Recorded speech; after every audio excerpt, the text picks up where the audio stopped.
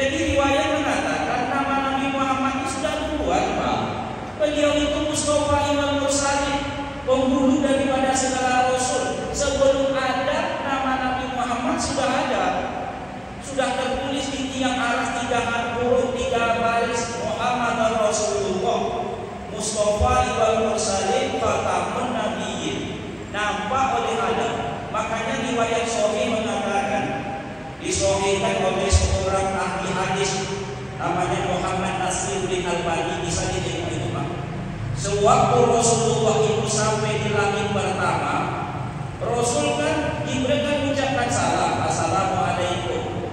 Kata Nabi Adam alaihissalam, Waalaikumsalam. Engkau bersama siapa ya Jibril? Nampak oleh Nabi Adam 2 orang, satu malaikat, satu seorang anak muda, Muhammad Rasulullah. Oh, kata Adam, apakah ia sudah diutus? Itu menunjukkan kalimat Adam sudah tahu tentang nama Muhammad, tapi belum jumpa dengan orang.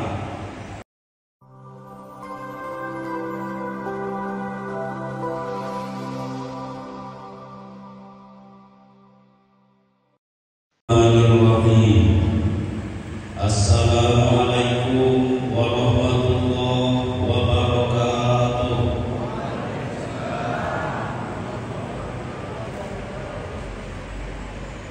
Di atas kepala ada rambut, di dalam mulut ada gigi. Salam pertama rasanya kurang disambut, saya coba sekali lagi. Mengucapkan salam hukumnya sunnah, tapi bapak ibu yang menjawab hukumnya wajib. Yang tidak menjawab dalam satu kumpulan jamaah tidak berdosa karena hukumnya fardu kifayah, tapi yang menjawab tak dapat pahala. Bismillahirrahmanirrahim. Assalamualaikum warahmatullahi wabarakatuh.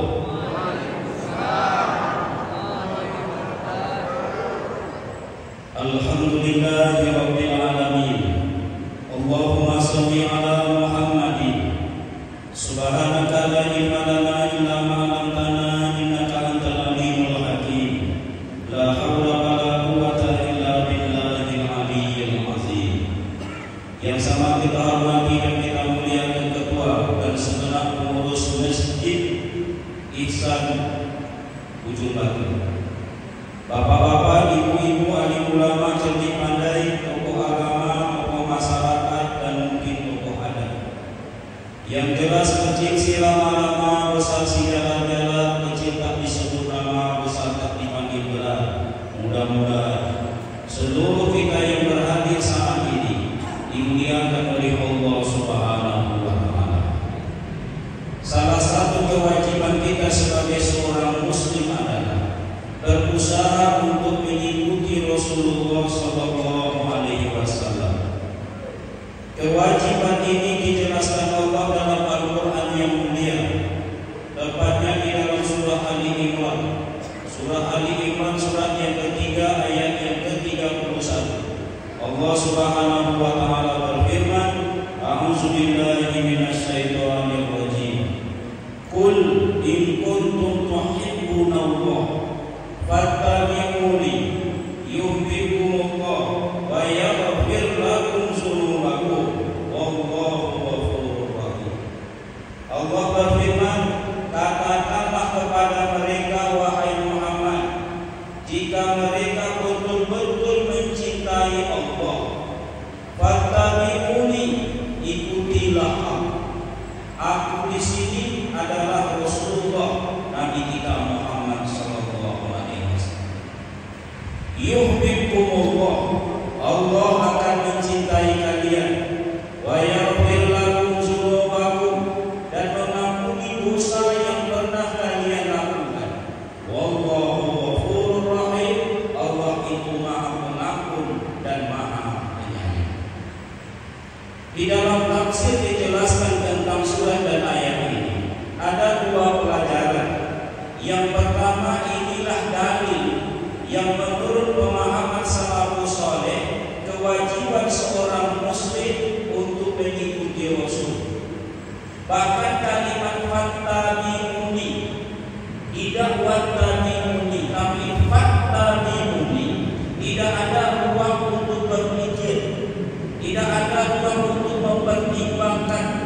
Tidak ada ruang untuk memberikan pilihan. Apakah saya mengikuti Rasul itu pilihan? Tidak ada pemahaman seperti ini. Fattabi'uni ini menunjukkan bersegeralah tanpa harus berpikir. Sami'na wa ata'na. Kau dengarkan informasi, langsung kau kerja. Wajib mengikuti Rasul. Kalau wajib artinya dikerjakan berpahala, tak diikuti tangguhlah dosa.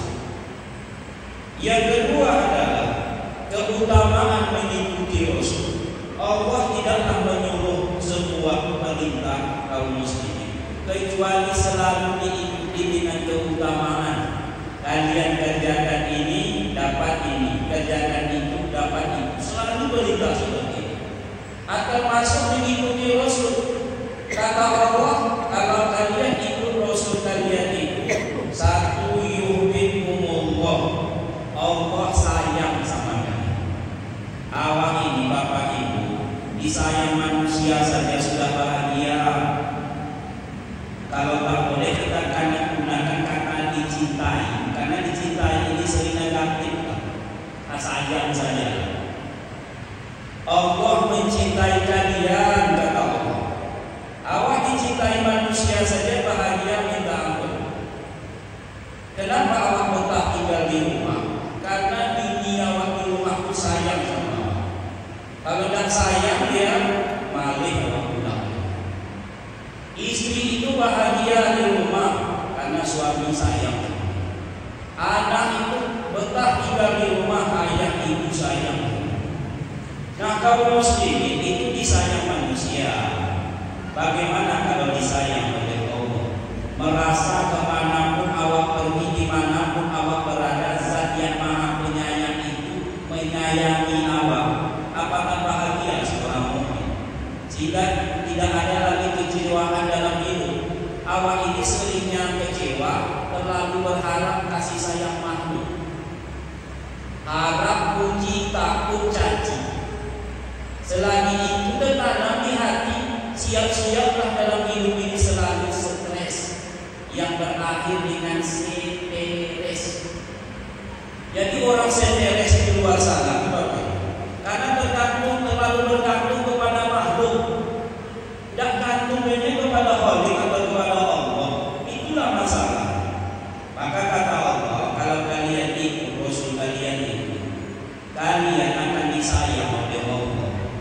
Karena yang awak ikut ini tidak sembarang orang yang paling disayang oleh Allah. Gelarnya Habibullah, Ibrahim Khalilullah, Musa Kalamullah, Isa Ruhullah. Tapi Nabi Muhammad Habibullah, kekasih Allah yang sangat disayang oleh Allah. Nabi ikuti orang yang disayang oleh Allah, apa awak disayangi? Tidak lagi yang awak tanyakan nanti kemampuan awak mengikuti beliau. Itu cuma masalah. Makin mengikuti, makin disayangi. Akan merasalah awak tidak lagi mungkin terlalu putus sayangnya makhluk kalau sudah mulai merasakan sayangnya Allah. Itulah bedanya. Karena awak ini masyarakat awam, termasuk saya, tak sama dengan ulama-ulama terdahulu. Pemahamannya sangat luar biasa. Hari ini awak dapat musibah, kalimat yang keluar masih indah-indah. Tapi orang terdahulu dapat musibah, alhamdulillah, awak belum sanggup lagi lupa. Orang dulu dapat musibah, alhamdulillah. Kenapa demikian? Dia sangat yakin apapun yang ditetapkan Allah wujud kasih sayang Allah. Apapun wujud kasih sayang Allah. Tak ada orang tua yang sayang sama anak. Apapun yang dilakukan orang tua, baik sayang atau marah, semuanya adalah wujud kasih sayang orang tua. Cuma tinggal sikap anak lagi kadang. Menurut anak, ayahnya dan sayang. Kalau keinginannya dilarang, maunya diturunkan semua. Jadi kegagalan awak meraih kehidupan dunia sebenarnya wujud kasih sayang Allah. Bapak Ibu yang berbahagia, satu. Yang kedua, kata Allah, wa yaghfir lakum dzunubakum. Di akhirat besok kata Allah, kau akan dimasukkan kepada kelompok orang yang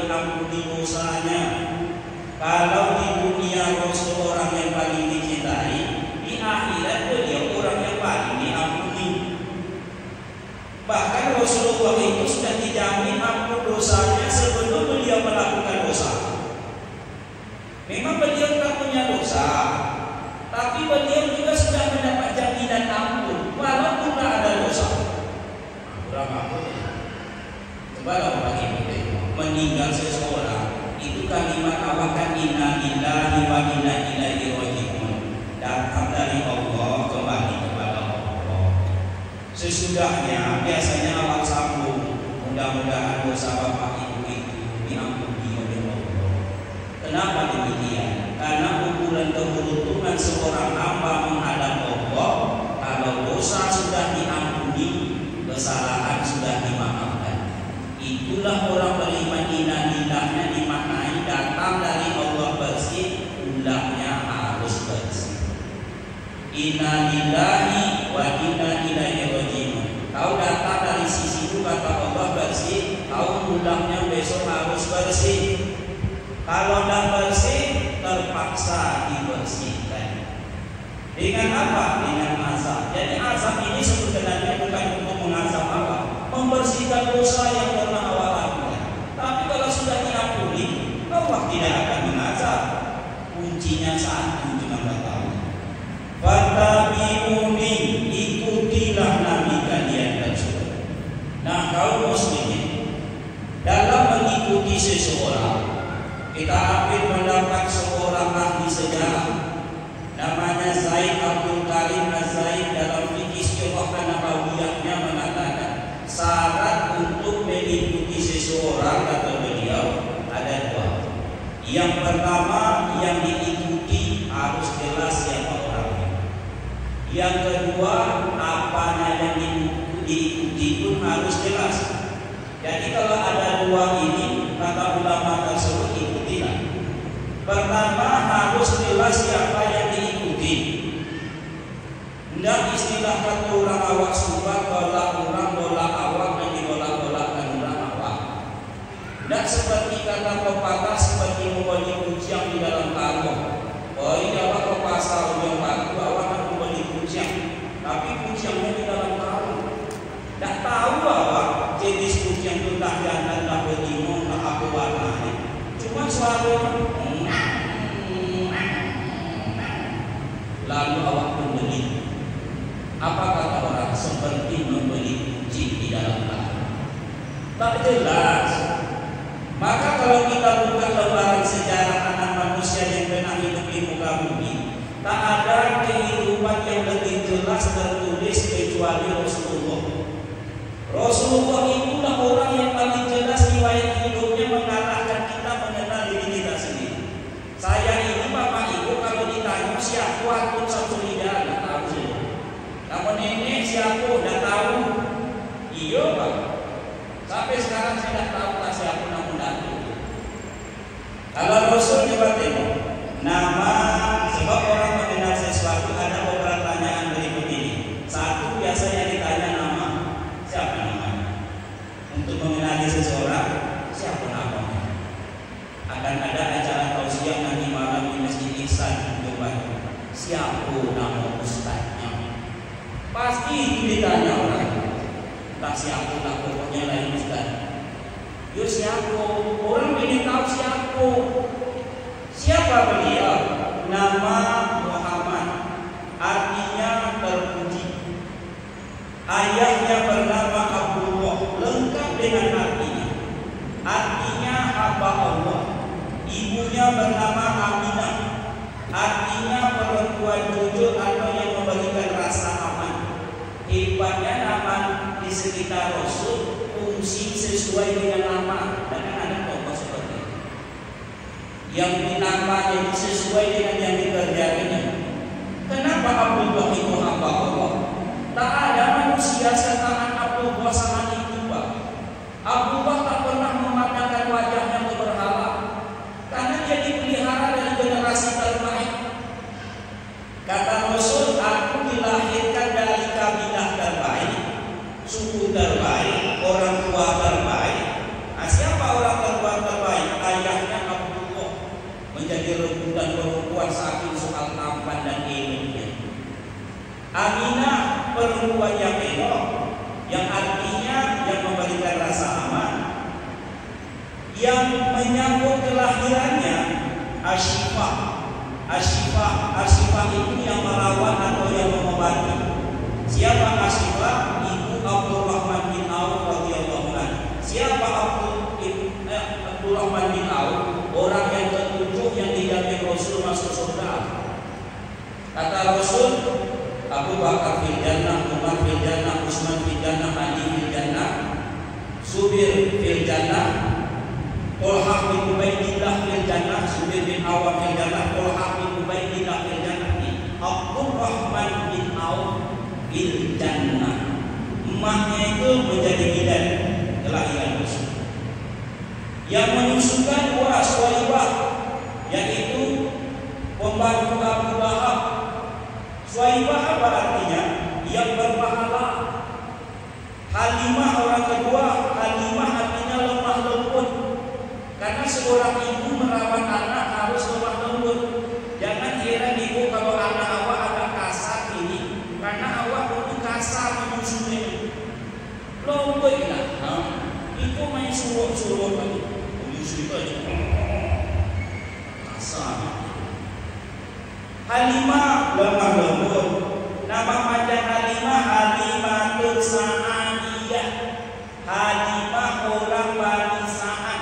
Sa'ad artinya yang kondusif, yang tenang, yang berbahagia. Sesuai Pak, namun sesuai dengan kenyataan. Hebatnya Allah melahirkan Rasulullah. Apa salahnya bani-bani lain? Tapi tidak bisa. Rasul harus dibesarkan di desa yang kondusif, yang tenang, dan itu Bani Sa'ad sesuai nama. Pamannya Abu Thalib, Abu artinya ayah, Thalib artinya menuntut. Aktunya gelarnya Syaibah artinya orang tua bijaksana sesuai kedudukannya saat itu sebagai penghulu di kota Mekah. Rabiul Awal artinya musim Mekah atau musim bunga yang pertama. Tanggal 12, walaupun para ulama berbeda pendapat, tapi tanggal 12 punya keutamaan. Betul atau tidak nanti tulislah dalam bahasa Arab. Abu Bakar itu katanya 12 huruf tulisan. Umar bin Khattab 12 huruf, Utsman bin Affan 12 huruf, Ali bin Abi Thalib 12 huruf. Boleh hurufnya sesuai dengan tanggal boleh. Nah, kaum muslimin yang berbahagia elok semua. Makanya kaum muslimin hati-hati memang memberi nama. Jangan sembarang memberi nama anak. Ibu zaman now ada 4 penyakit memberi nama anak. Yang pertama suka mengganggu-ganggukan. Yang kedua panjang meminta ampun. Sesatu nama mantannya bila pengen anaknya. Yang ketiga suku menyingkat. Nama itu sudah bagus tapi disingkat. Diberi nama Khadijah, disingkat menjadi DJ. Siapa nama kauna DJ? Pada nama Khadijah. Suku menyingkat DJ. Sulaiman dipanggil Sidai, Zulkifli dipanggil Siswa, sehingga hilang nama. Tak pernah dilakukan Allah kepada para rasul. Tidak ada Allah mengatakan ya Mus memanggil Musa, yang lain. Ya Ad memanggil Adam, yang lain. Ya Musa, ya Adam, langsung. Nah, kaum muslimin yang berbahagia. Tapi kalau kita tengok sejarah nama beliau punya nama Nabi Muhammad ini beda dengan nama awal hari ini. Antara lain nama Muhammad belum pernah dipakai orang. Beda dengan nama awal Pak. Oh, nama Samsulijah itulah beriak-iak namanya. Anggota dewan dari Samsulijah, penulis dari Samsulijah, Ustaz Samsulijah berdimo di Kalimantan. Saya pernah diundang di satu sekolah dan bohong ya. Samsulijah berbohongnya datang. Iyo, saya pernah diundang oleh seorang bupati yang mengundang ajudannya lah. Yang datang bukan saya, tapi Samsulijah lain. Mau Pak Bupati, mana Ustaz Samsulijah? Yang sedang sudah itu loh. Samsulijah pendek orang panjang tinggi sama. Saya bukan orang pertama yang nama itu termasuk nama bapak ibu ini. Bukan orang pertama Pak. Awak asal Irwan ini. Nah, kalau Rasul, ya Abdul Muthalib, mengapa engkau beri cucumu itu nama Muhammad? Kata Abdul Muthalib, aku berkeinginan supaya cucuku terpuji di akhirat, terpuji di bumi, terpuji di langit, terpuji masa lalu, sekarang dan akan datang, dan itulah Rasul orang yang terpuji. Cuma ada pertanyaan, kenapa Abdul Muthalib tahu nama itu adalah Muhammad? Padahal nama Muhammad sudah duluan ada ketimbang Abdul Muthalib yang baru muncul di akhir zaman. Jadi riwayat mengatakan nama Nabi Muhammad itu sudah duluan, Pak. Beliau itu Mustafa Imam Mursalin, penghulu daripada segala rasul. Sebelum ada nama Nabi Muhammad sudah ada, sudah tertulis di tiang arah 3 huruf 3 baris, Muhammad Rasulullah, Mustafa Imam Mursalin, Khatamun Nabiyyin, nampak oleh Adam. Makanya riwayat Sahih mengatakan, disahihkan oleh seorang ahli hadis namanya Muhammad Nasiruddin Albani, bisa ditengok itu, Pak.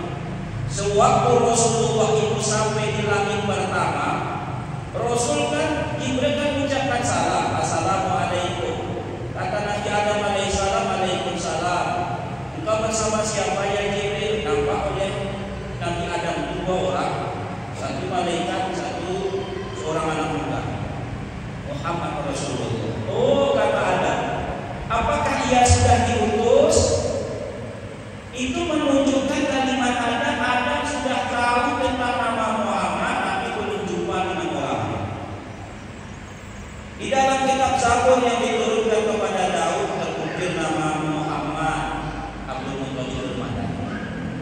Di dalam Taurat kepada Musa, Muhammad. Dalam kitab Injil kepada Isa, Muhammad. Dalam Al-Quran kata Muhammad 4 kali, dan salah satunya nama surat itu Muhammad. Dari mana tahunya? Orang terdahulu walaupun bukan Rasul, ada yang mendapat ilham. Seperti ibu Nabi Musa alaihissalam, itu kisah Musa bisa diterima. Wahai ibu, dia bukan Rasul, hanyutkan bayimu ke sungai Nil. Aku berjanji, kata Allah, mempertemukan engkau kepadanya ini, kepada bayi ini, lebih baik dari kondisi sekarang ini. Dihanyutkannya. Kepada ibu Nabi Muhammad, kepada ibu Musa saja diberi ilham, apalagi kepada ibu Nabi Muhammad. Wahai ibu, lahir besok anakmu, kasih namanya Muhammad. Kalau tidak, dari mana tahu Abdul Muthalib? Apa Abdul Muthalib membaca Taurat, Zabur, Injil? Lalu Aminah sampaikan kepada ayahnya, oh ya, opa, besok kalau lahir cucu ini anak aku, kasih namanya Muhammad. Makanya Abdul Muthalib tak berpikir panjang. Begitu selesai dapat kabar, saudara-saudara, sebenarnya meresmikan nama cucuku ini Muhammad. Kaum muslimin yang berbahagia, itu masalah nama. Yang kedua, biasanya orang kalau nak jelas tentang seseorang bertanya di mana apa tinggal. Saya kalau turun ceramah ke sebuah tempat, bertanya orang, Ustaz yang saya tinggal. Iya. Di mana apa tinggal? Itu kan Pak. Atau orang di pasir, kampung apa di pasir. Tinggal di Pekanbaru. Di Pekanbaru di mana? Di Panam. Sampai kenalan Pak Dewan. Di Panam. Itu yang tanya ini Pak. Kalau begini, Panam di mana? Di Jalan Sukaraya. Dari Pekanbaru kita di ujung Batu ini sebelah kanan sebelum awal pos Panam yang banyak ikan. Jauh ke dalam. Ingin tahu juga orang lebih kurang sekilo. Di perumahan, lunas perumahan dan lunas di BTN bangunan tidak normal. Apa nama lunas Pak Ustaz? PKI. Bukan PKI yang berbeda. PKI itu apa? Pemerintahan Indah. Kalau disingkat itu, tak bisa lain. Permata Walu Indah. Kalau disingkat apa? Itu PKI kan? Makanya sekarang di tempat-tempat tertentu orang bertanya, Ustaz yang mana? Ustaz yang tinggal di komplek PKI. Jadi memburu ini lebih mudah terkenalnya kata pepatah Arab, kencingi oleh musuh bersama-sama nanti engkau menjadi orang terkenal. Jadi ingin menjadi orang terkenal, gue aneh-aneh. Apalagi jangan-jangan viral. Bapak kalau bisa berjalan merangkak dari Gunung Batu sampai ke Pekanbaru viral gitu. Tapi tak buang dalam itu masuk rumah sakit. Kaum muslimin yang berbahagia, di mana Rasul itu tinggal? Allah jawab, la uqsimu bihadzal balad. Allah bersumpah dengan negeri ini. Wa anta hillum bihadzal balad. Engkau Muhammad tinggalnya di negeri ini. Wa hadzal baladil amin. Ini negeri yang aman, negeri yang suci, negeri yang bersih, tak sembarang orang bisa masuk. Bahkan dua negeri yang takkan dimasuki oleh Dajjal, satu Mekah, yang kedua Madinah. Selebihnya itu masuk Dajjal. Rohul tak lama masuk. Ujung Batu ini sudah masuk. Nah, kaum muslimin, tapi Mekah tak dimasuki oleh Dajjal. Ini kota yang sangat dimuliakan oleh Allah. Dan Rasul mengatakan, wahai Mekah, aku sangat mencintaimu. Kalau bukanlah karena umatmu ini, masyarakat ini mengusir aku tidak tinggalkan engkau. Jadi Mekah ini adalah kota yang sangat dicintai oleh Rasulullah. Di situ beliau lahir. Dua pertanyaan. Yang ketiga biasanya orang akan bertanya, yaitu tanggal berapa bulan lahir, tanggal berapa umur, dan begitu. Saya jawab, lagi mau belum tahu. Masih muda nampak Ustaz. Sering tuh Pak, aku jawab dulu, itu karena berjangkit Pak. Kalau berjumpa jangkit itu berkulas musik. Kapan bulan lahir? Kapan besar? Begitulah yang ditanya. Kalau waktu tanya kepada Rasul, beliau lahir 12 Rabiul Awal hari Senin. Beliau puasa sunnah hari Senin. Lalu orang bertanya, mengapa Tuhan berpuasa di hari Senin? Bukankah beliau menjawab, hari Senin ini hari kelahiran, hari Senin ini hari turunnya wahyu. Bahkan riwayat lain menambahkan hari Senin tidaknya Rasul, hari Senin wafatnya Rasul, hari Senin sunnah berpuasa. Hari kelahiran Rasul 12 Rabiul Awal. Dulu tidak ada tahun, namanya tahun gajah, atau di Masehinya 571 Masehi katanya. Yang keempat biasanya orang akan bertanya status. Untuk memperjelas ini, Ustaz di Pekanbaru apa kalau dosen? Tidak kenal. Jadi apa? Ceramah. Jadi kalau ceramah apa? Aku sedikit agak bermasalah. Gelar Ustaz apa? SAD. Rupanya SAD itu sarjana agak gimana?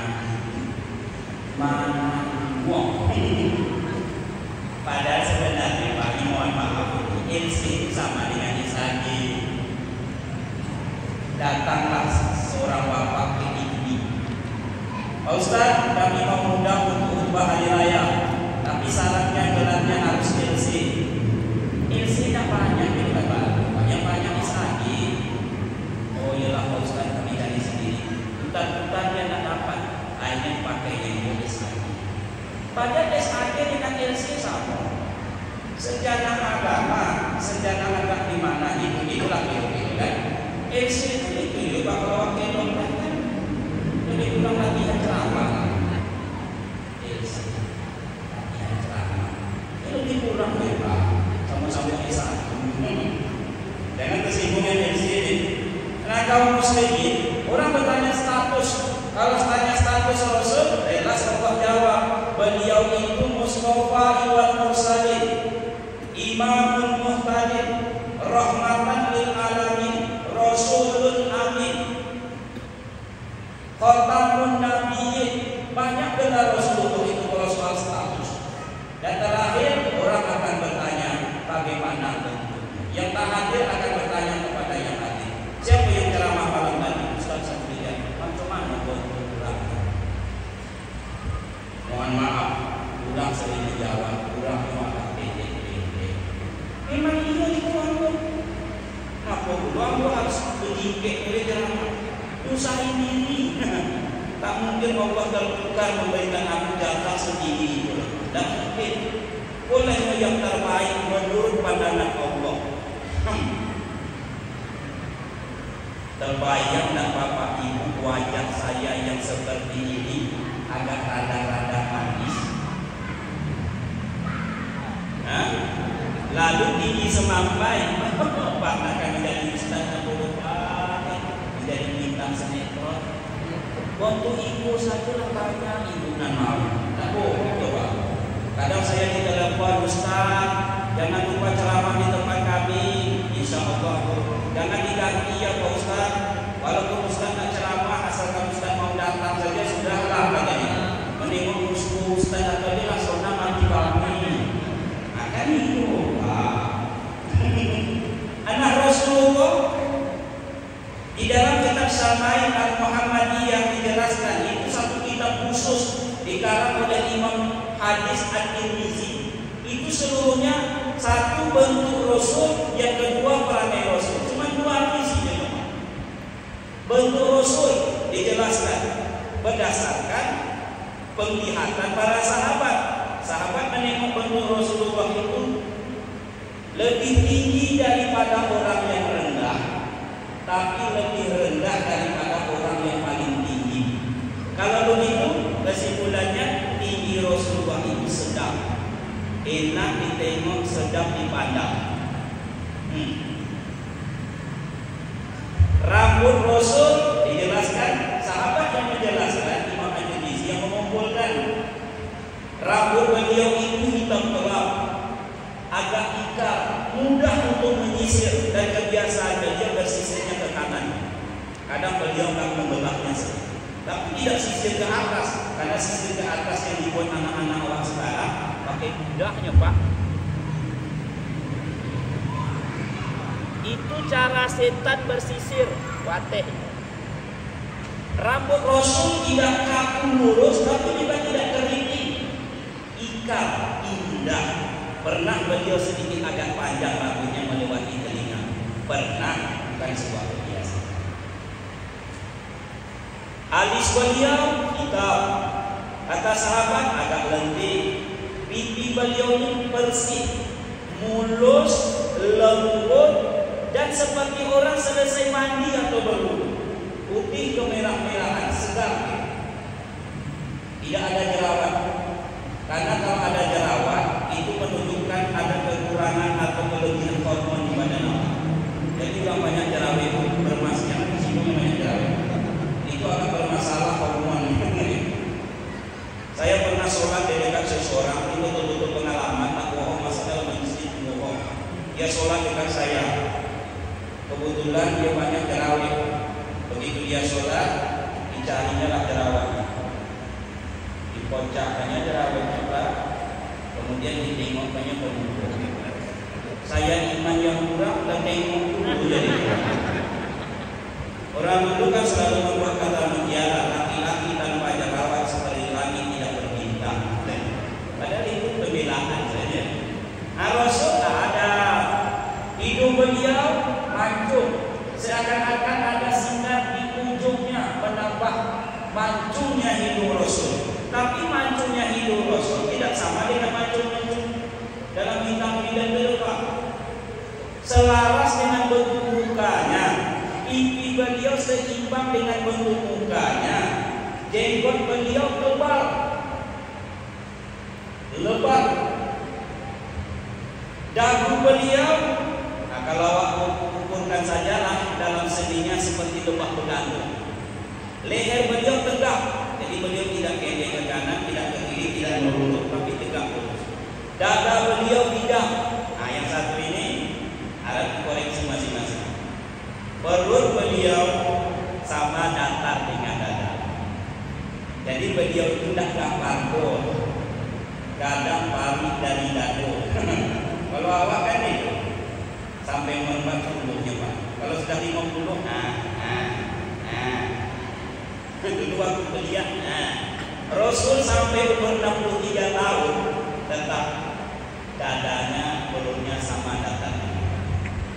Tangan beliau tebal, telapak tangan beliau, karena beliau suka bekerja. Kaki tumit beliau lebar dan tebal, karena beliau suka berjalan kaki. Bila beliau berjalan tegap, mohon maaf nih Pak ya, saya agak termasuk ustaz yang lasah. Beliau berjalan tegap, kata ulama dalam hadis ini, seperti bumi digulung kepada beliau dan seakan beliau menempuh penurunan. Orang menempuh penurunan, seluruh telapak kakinya ada di tanah. Jadi beliau itu tegap jalan.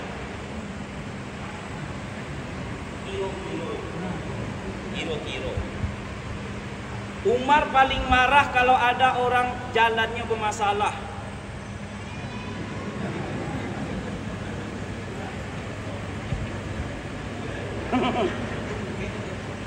Bila beliau berpaling melihat seseorang tidak pernah melirik.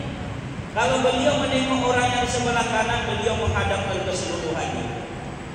Tak ada beliau menengok.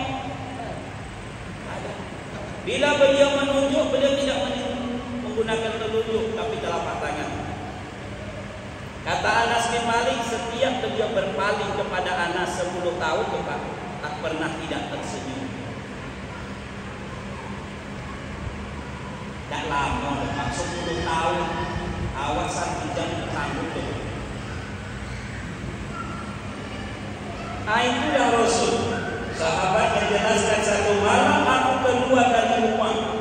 Waktu itu bulan sedang purnama. Rasul tengah berada di luar rumah, berpakaian merah dari negeri Yaman.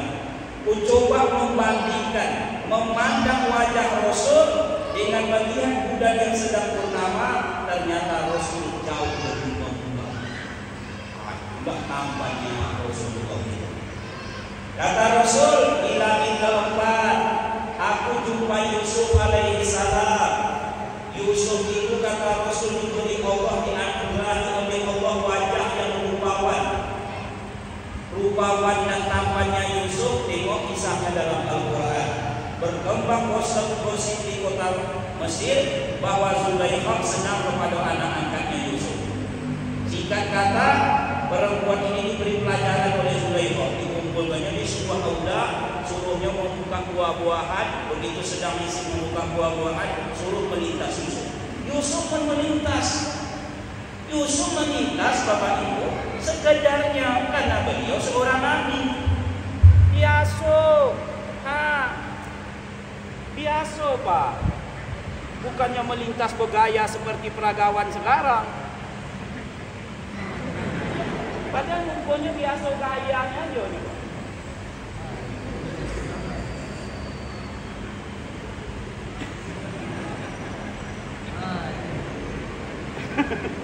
Nabi Yusuf biasa, karena orang yang hakikatnya memang tampan tak perlu bergaya. Makanya saya tidak ada bergaya-gaya, biasa saja. Tapi apa yang terjadi luar biasa. Perempuan ini pisau yang di buah-buahan mendarat di tangan tanpa terasa, terbius dengan ketampanan Yusuf. Tapi kalimat tidak ada. Carilah nanti kalimat itu dalam bentuk kalimat lain. Pada ini bukan manusia, ini malaikat. Ada. Apa kata Rasul? Di langit keempat aku jumpa Yusuf alaihi salam. Yusuf mendapat separuh ketampanan dan ini yang akan disebut. Yusuf itu mendapat separuh ketampanan. Yusuf itu kan sudah tampan. Yusuf itu mendapat separuh ketampanan. Mana lebih tampan? Ya Nabi Muhammad lah. Wajarlah kalau Aisyah itu sering cemburu. Aisyah mengatakan, walaupun riwayatnya lepas dari sahih atau dhaifnya, sekadar ucapan beliau, perempuan Mesir saja kata Aisyah menengok Yusuf mereka memotong tangannya. Bagaimana kalau perempuan Mesir itu menengok wajah Rasulullah? Mereka akan memotong jantungnya. Saking ganteng. Ibu lakukan apa Nabi Yusuf? Ulun lah tengok Abu Malik agak mirip sedikit. Paling tidak sama laki-laki. Nah, kaum muslimin yang berbahagia, itulah Rasulullah.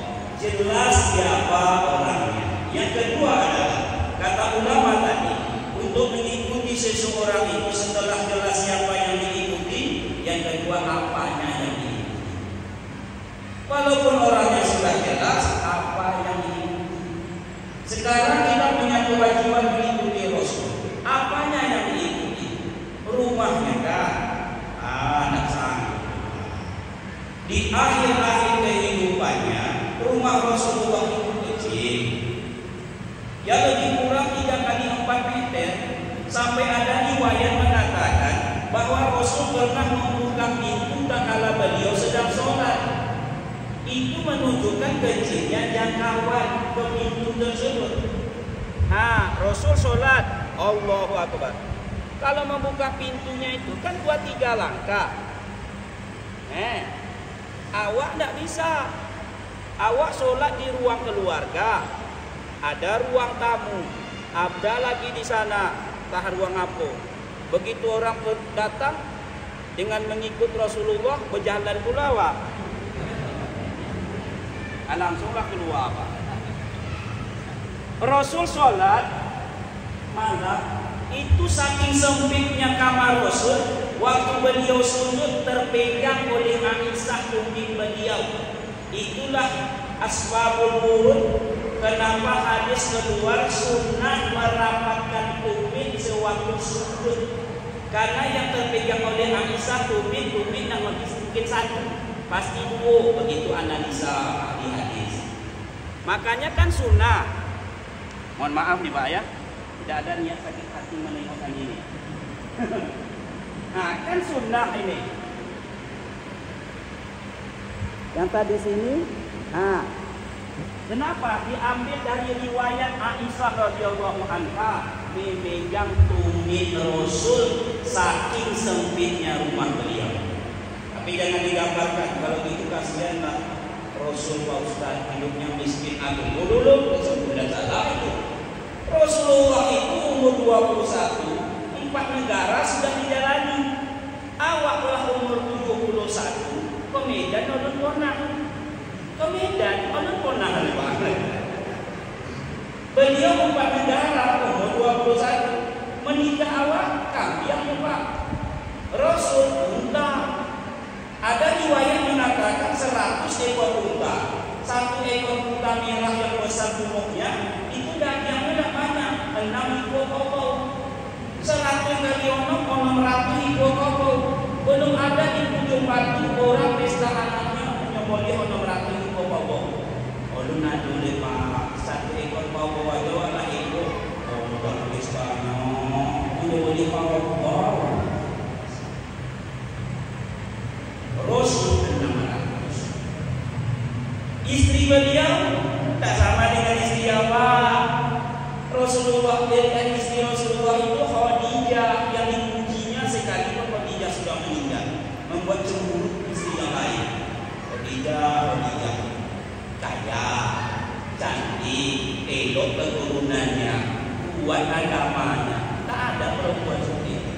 Aku kalau lain ingin Pak, biar aku menambah dia Pak. Kalau lain masalah lain, elok wajahnya, kembali perangai, buat agamanya, udah berani. Kaya apa? Kalau Khadijah kaya raya. Kalau soal kaya nih, Abu Bakar sahabat pertama, orang tua paling kaya. Siapa Abu Bakar? Mentuanya bapak mertua Rasulullah. Umar, Utsman, menantu kaya raya. Saat Abi Waqqas, orang kaya raya. Abdurrahman bin Auf, itu riwayat mengatakan, mungkin ada sedikit dilebihkan, mulut unta kepunyaan Abdurrahman bin Auf itu di Mekah, ikuannya masih di Madinah, saking panjangnya. Ada riwayat kalau dikuitkan, itu pensiunan perang Badar dikasih tunjangan banyak Bapak. Kalau dikuitkan ini miliar, ini banyak Bapak. Tak pernah nampak di dunia. Kalau diberikan godok untuk kemarinnya itu. Itu kaya rayanya. Tapi kenapa rumahnya seperti itu? Di akhir kehidupan habis untuk pengorbanan. istiwa dan meniru rumah beliau. Beliau dalam riwayat pernah berbantakan peluang kurma. Apakah itu nakawak itu? Wak cari dulu peluang sawit malam kok. Semalam kok Allah cukup sebulan pak. Kalau itu betul itu wadah dari itu lah. Dan tidak itu yang disuruh. Harus pakai unta, harus kawat pakai unta belum. Jual mobil, jual Honda, beli unta. Saya kalau pakai unta dari Pekanbaru ke Ujung Baru 3 bulan baru sampai. Yang unta itu kadang berhenti, pelontak. Langsung seminggu meninggalkan rumah di Perumnas itu, menelepon ketua. Lah di mana Ustaz? Simpang Panam. Lah seminggu bohong. Dan itu di sini. Fattabi'uni, ikutilah aku. Apa yang diikuti? Puas saja ya Bapak Ibu. Yang pertama ibadah Rasul. Kenapa demikian? Rasulullah orang yang mencontohkan wujud ibadah awal hari ini. Dua ciri khas ibadah Rasul. Yang pertama benarnya, yang kedua banyaknya. Yang pertama kualitasnya, yang kedua kuantitasnya. Jaga saja dua ini, insya Allah mengikuti Rasul. Kualitas, calon. Mantawat doa, siapa yang berwudu, wa asanal wudu'a, mengelokkan wudunya. Elok di sini sesuai yang dicarakan Rasul. Khorojat khotoyahu, keluar dosa-dosanya. Minjasani dari badannya. Hatta tahruja sampai keluar. Lintahki asfalihi dari bawah tubuhnya. Cuma berwudunya elok-elok.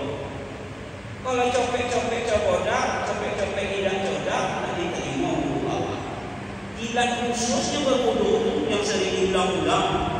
Kalau bantu iko yo taruhnya. Habis hari berganti hari. Bilolah awak nak mengikut Rasul. Tidak suka Allah sayang sama awak berdoa. Atau berwuduk sambil bercakap dengan kawan di samping. Bila tiba Ustaz, awak sedang berwuduk ke? Pertanyaannya kepada Ustaz. Bila tiba Ustaz, aku tak tahu jawab. Sampai selesai. Ibu-ibu berwuduk. Jadi acara di rumah itu. Dalam jadi tanda masalahnya lagi jawab menolak. Seandainya jadi suka mau beritahu sendiri. Sesuaikan dengan jadi sunnah Rasul. Itu yang akan mendatangkan sayang Allah ya Pak. Ditengok mampu tak dia berwuduk sebagaimana kekasih. Awuduklah ya. Solat, maaf, penampilan awak ini jauh kurangnya ketimbang penampilan Rasul. Rasul itu kalau menghadap kepada Allah Pak, lebih indah dari bulan yang sedang purnama. Kalau Jumat Sayyidul Ayyam, jubah beliau saja 2 lapis. Minyak wangi beliau tidak tanggal sampai 3 hari. Awak lain yang berani sholat tidak berkopiah. Imam Bukhari tidak menerima periwayatan hadis kalau orang itu tak menutup kepala. Itu tanda sopan. Kopiah. Bawa baju. Kebiasaan Rasul bajunya sampai situ. Bukan tak boleh di sini, boleh. Rasul senang sampai di situ. Awak sering jangan tersikone pengajian ini tak bentak bin alif sampai kurang alif bentak. Beraninya pakai baju. Solat menghadap Allah banyak. 28 partai, 28 lima dalam rumahnya. Kok banyak kok nampak untuk sholat kalau menghadap kepada manusia berani apa pakai baju bapaknya kalau yang pesta pernikahan tidak berani bawa pesta. Apakah pesta pernikahan baju bapak? Menghadap kepada Allah berani apa baju bapaknya? Apa tidak malu sama Allah? Hadis sahih riwayat Muslim, innallaha jamil yuhibbul jamal. Allah Maha Indah, senang dengan keindahan. Mantapkanlah. Kalau perlu berjubah. Ustaz nyuruh orang berjubah, Ustaz berjubah. Saya ceramah. Kalau sholat 5 waktu biasanya secara umum, mohon maaf, mudah-mudahan jangan kriteria berjubah. Elok berjubah katanya. Sonang awak. Tadi ketua berjubahnya tadi waktu sholat dah. Ini yang dah. Ini kan orang ceramah. Elok kan. Berdiri di hadapan Allah. Solu kamau aitumuni musoli. Akan tetap rujuknya kualitas cara. Berdiri semangat. Tak boleh loyo Pak Ustaz, tak boleh. Kenapa Al-Quran melarang wa iza qamu ila sholati qamu kusala? Orang munafik ciri khasnya bila berdiri solat loyo, maleh, matul limawat. Badan bungkuk. Mengangkat tangan untuk orang sakit 3 bulan. Tak bertenaga, tak bersedia. Tak lain nampak rajinnya tu.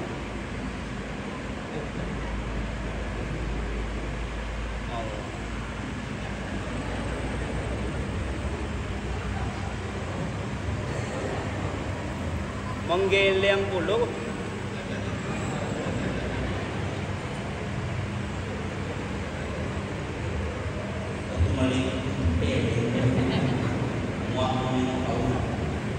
Semangat. Buka bahu, buka kaki selebar bahu. Mengangkat tangan. Tidak ada diet mengganjar, Pak. Satu paling tingginya sejajar dengan telinga paling atas. Allahu Akbar. Boleh. Yang kedua sejajar dengan bahu. Allahu Akbar. Boleh. Telapak tangan hadap kiblat bukan ke kepala. Yang tak boleh dua, terlalu tinggi. Allah. Tapi ini terjadi. Saya ceramah masuk apa-apa di Masjid Al-Fitrah Panam sana. Numpang solat dia, saya ceramah di muka aku belinya solat. Tak tutup aku dibuatnya. Gaya. Golaknya maaf jadi. Lama pula Pak. Nya putih nak lipat. Kalau soal makrifat tak usah diajar oleh Pak Le. Awak lahir dari 1010, soal makrifat tu tahu lah tu. Tak boleh. Atau terlalu rendah. Tidak dicontohkan Rasul. Wah. Loma ayo main kabit-kabit. Wah. Meletakkan tangan di dada kok. Masalah dada berbeda penafsiran. Di bawah dada, di sini boleh. Sebagian imam Masjidil Haram sini ada. Yang tak boleh dua kata Syekh Jibril. Yang pertama dekat ke kerongkongan.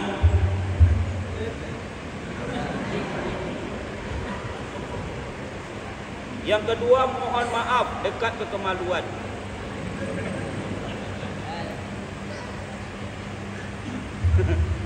Elokkan, gerakan elokkan.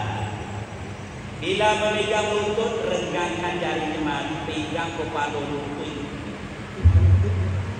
Tidak di atas lutut itu, tidak di bawah lutut, pas di kepala lutut. Tidak puncak, tak kelunci ya memang. Tengok ke titik sujud, tidak ke kaki, tengok mak hitam kaki lah. Bila Rasul sujud, pemahaman lutut dulu boleh. Allahu Akbar, boleh. Baru tangan. Tangan dulu boleh, baru lutut. Allahu Akbar, baru lutut. Yang tidak boleh, pendapat Syekh Samsurijal Al-Fasiri. Kepala dulu, tidak boleh.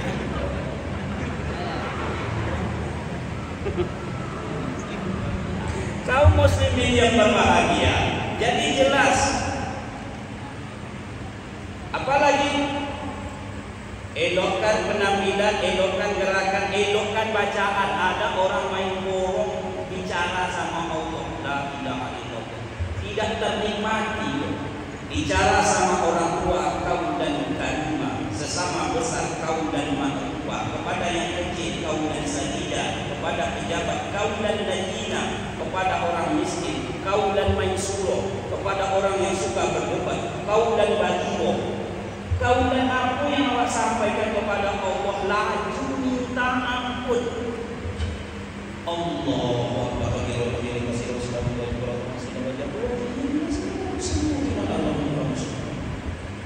mulai ini omanya. Kaum muslimin, yang pertama kualitas. Selesai sholat istighfar, kualitas. Astagfirullah, astagfirullah, astagfirullah. Rasul tidak tinggalkan sajadah sebelum selesai tutup bacaan. Kalau soal sibuk, beliau paling sibuk. Awak kadang nak sombek coba. Allahumma anta salam lantas jalan. Tak sombek di istighfar 3 kali. La ilaha illallah wahdahu la syarika lah 3 kali. Allahumma anta salam wa minkas salam tabaraka ya zal jalali wal ikram. Allahumma la mani aliman. Rasul tak pernah meninggalkan ayat kursi. Beliau selalu membaca 30 Allah Muhammad subhanallah, subhanallah, subhanallah, subhanallah. Beliau membacanya dengan tertib dan teratur. Ada jamaah itu membacanya main borongnya, istighfar sambil ngomong.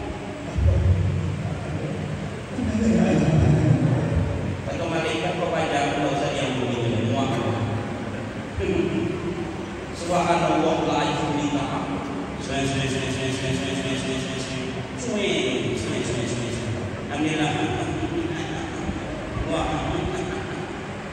Menyebut Allah la ilaha illallah. Saya Ustaz Pak, kalau dipanggil orang tak saja, tak akan saya tengok. Tak, aku tengok apa? Ada 2 kemungkinan. Pertama murtad, yang kedua itu. Tapi kalau dipanggilnya elok Ustaz, yo, itu menyebut nama Allah. Bapak Ibu yang berbahagia, tengoklah kualitas. Ayat kedua, untuk meniru Rasul, tengok kuantitas. Bapak Ibu, Rasulullah itu hari-harinya sebenarnya penuh dengan ibadah. Ibadah lisaniyah, kerja bismillah. Itu bukan ibadah bekerja, bernilai ibadah. Selesai alhamdulillah, terlanjur berbuat dosa, astagfirullah lisaniyah. Berjanji insya Allah, takutlah haula wala quwata illa billah, mendapat musibah inna lillahi wa inna ilaihi raji'un. Ibadah jasadiah itulah dia badan, awak solat, puasa dan lain sebagainya. Ibadah maliyah itulah dia lupa awak. Ibadah qalbiyah itulah dia merasa ditengok, ditatap, dilihat oleh Allah, berharap kepada Allah. Nah, kaum muslimin yang berbahagia, beliau banyak beribadah supaya ikut ceramah maulid agak lama seperti iya saja. Yang merugikan aku ini. Kalau persiapan penelitian, ditempel misalnya. Tapi biasanya kurang sedang meletak tugas pengajian, berlayar sampai ke pulau, tidak berjalan sampai ke batas. Bapak Ibu yang berbahagia, supaya rajin beribadah, bukan berarti saya sudah rajin, kata ulama 3 kata. 1, ketahui keutamaan ibadah yang bakalan ada. Apa yang malih awak korojukan gini? Pak Ustaz, saya malas keluar dari rumah menuju masjid. Baca hadisnya kalau perlu. Buka pintu. Kalau hafal awak baca. Man kharaja min baitihi mutahharun ila sholatin maktubatin wa ajrun ka ajril hajjatil mu'min. Kita ada sunahnya membaca itu. Itu hadis. Siapa yang keluar dari rumah dalam keadaan berwudu, niat sholat berjamaah ke masjid, dipastikan sudah dapat pahala seperti orang yang menunaikan ibadah haji dalam berpakaian ihram. Melangkahkannya, man roha ilal masjidil jamaah Wahut waktu lampu sayyi'atan, setiap langkah hapus satu dosa. Wahut waktu lampu budak hasanah, langkah kedua ditulis pahala. Waktu lampu darajah, langkah ketiga mengangkat derajat. Sahabat sangat yakin dengan qala Rasulullah, mereka ada riwayat mengatakan mengecil-ngecilkan langkah supaya banyak dapat keutamaan. Untuk itu Pak Ustaz, kiro-kiro supaya banyak dapat pahala. Apa sekarang yang awak malaskan? Makin malas awak biasanya, makin besar keutamaannya. Makanya sholat subuh adalah satu sholat yang paling besar keutamaannya. Bukankah Rasul membandingkan man sholat isya